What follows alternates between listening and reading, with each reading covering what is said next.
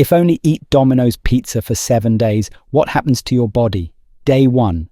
You may feel excited and satisfied because Domino's pizza is usually one of your favorite foods, but your blood sugar and fats will be rising. Day 2. You may feel full because it is high in calories and fat, providing a lot of energy. The first signs of inflammation will be starting to kick in, driven by the rapeseed and wheat from the base. Day 3. You may start to feel thirsty because Domino's pizza contains a lot of sodium, which can lead to a loss of body water and cellular dehydration.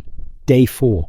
You may feel less energetic because a long-term high-fat, high-calorie diet can affect brain function, leading to decreased energy and poor concentration.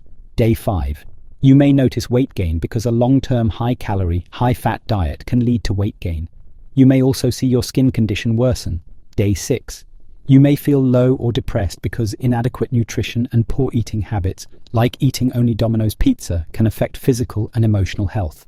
This can be worsened by the imbalance in your gut microbiome caused by the low-quality diet. Day 7.